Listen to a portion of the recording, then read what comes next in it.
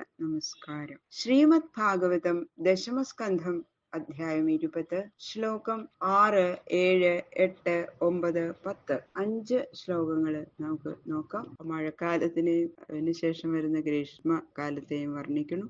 കൃഷ്ണായ വാസുദേവായ ഹരയേ പരമാത്മനെ പ്രണതക്ലേശനാശായ ഗോവിന്ദായ നമോ നമഃ. ഓം നമോ ഭഗവതേ വാസുദേവായ. ഓം നമോ ഭഗവതേ വാസുദേവായ. ശ്ലോകം 6. തടിത്വന്തോ മഹാമേഘാ ചണ്ഡശ്വസനവേവിത പ്രീണനം ജീവനം ഹ്യസ്യ മുമുജു കരുണായിവ.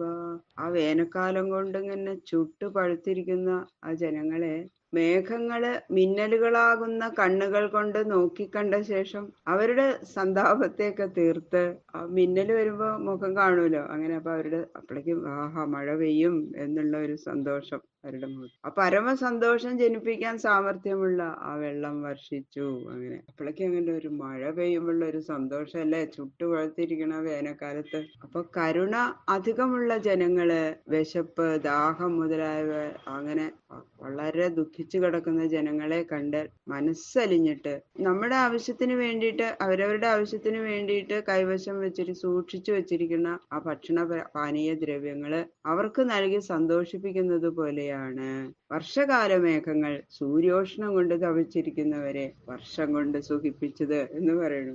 എന്ത് നല്ല ഉപമ അല്ലെ. അപ്പൊ ദാനശൂരന്മാര് ഈ വിധത്തിലാണ് പ്രവർത്തിക്കുന്നത്. ദാനം എങ്ങനെയാണ്? ഇല്ലാത്തവർക്ക് കൊടുക്കണം. നമുക്ക് സൂക്ഷിച്ചു, ഇതിപ്പോ നമുക്ക് സൂക്ഷിച്ചു വെച്ചിരിക്കുന്നതല്ലേ, അതൊന്നും എടുത്ത് കൊടുക്കാൻ പാടുമെന്ന് വിചാരിച്ച് എടുത്തു വെക്കും അല്ലെ. എല്ലാവരും കൊടുക്കില്ല. അങ്ങനെയല്ല വേണ്ടത്. ആരെങ്കിലും ദുഃഖിക്കുന്നുണ്ടെങ്കിൽ വിശപ്പും ദാഹവും കൊണ്ട് അവർക്ക് കൊടുക്കുകയാണ് വേണ്ടത് എന്നതാണ് പറഞ്ഞിരിക്കുന്നു. തപകൃശാദേവമീഢ ആസീത് വർഷയസീമഹി യഥൈവ കാമ്യ തപസ തനു സംപ്രാപ്യ തൽഫലം. എന്തൊക്കെയോ കാര്യങ്ങൾ സാധിക്കാൻ വേണ്ടിയിട്ട് കഠിന തപസ്സിലിരുന്ന പുരുഷൻ ആഹാരങ്ങളൊന്നും കഴിക്കാണ്ട് കുറെ കാലം ഇങ്ങനെ തപസ് ചെയ്തുകൊണ്ടിരിക്കുമ്പോ, വ്രതം അനുഷ്ഠിക്കുമ്പോ അല്ലാതെ ചടയ്ക്കും അല്ലെ. പിന്നെ ഇച്ഛിച്ച ആ ഫലം സിദ്ധിച്ച ശേഷം ഇഷ്ടമുള്ള ആഹാരങ്ങളൊക്കെ കഴിക്കുമ്പോൾ ആ മെലിച്ചിലൊക്കെ പോയി നല്ല പുഷ്ടി വരും അവരുടെ ശരീരത്തിന്. അതുപോലെ ഗ്രീഷ്മകാലത്തിലെ ഉഷ്ണാധിക്യം നിമിത്തം സകല സസ്യങ്ങളും ഉണങ്ങിപ്പോയതിനാൽ ശുഷ്കിച്ചിരുന്ന ഭൂമി ഇപ്പോ എല്ലാ ദിക്കിലും വെള്ളം നിറഞ്ഞും സസ്യാദികൾ തളിർത്തു നിൽക്കുന്നത് കൊണ്ട് ഏറ്റവും പുഷ്ടിയുള്ളതായി ഭവിച്ചിരിക്കുന്നു. നിശാമുഖേഷു ഖദ്യോത തമസാ ഭാന്തി നഗ്രഹ യഥാ പാപേന ഭാഖണ്ഡ നഹി വേദ കലൗ യുഗേ. കലിയുഗത്തിലെ പാപം വർദ്ധിച്ചതുകൊണ്ട് വേദവിരുദ്ധങ്ങളായിരിക്കുന്ന പാഖണ്ഡ ശാസ്ത്രങ്ങള് പ്രബലപ്പെടും. അപ്പോ നിത്യസിദ്ധങ്ങളായിരിക്കുന്ന വേദശാസ്ത്രങ്ങൾക്ക് ക്ഷീണം ബാധിക്കുകയും ചെയ്യും. അതുപോലെ രാത്രിയുടെ ആരംഭമായ സന്ധ്യാസമയത്തിൽ ഇരുട്ടിന്റെ ആധിക്യ നിമിത്തം മിന്നാമിനുങ്ങുകള് പ്രകാശിക്കുകയും സ്വതപ്രകാശമുള്ള ചന്ദ്രഗുരു ശുക്രാദികള് പ്രകാശമില്ലാത്തവയായി ഭവിക്കുകയും ചെയ്തു. പാപികള് ആചരിക്കുന്ന ശാസ്ത്ര സിദ്ധാന്തങ്ങള് സന്ധ്യാസമയത്ത് പ്രകാശിക്കുന്ന മിന്നാമിനുങ്ങളുടെ പൃഷ്ഠഭാഗത്തുള്ള വെളിച്ചം പോലെ തുച്ഛങ്ങളാണ്. അവയെ ഉപേക്ഷിക്കണം.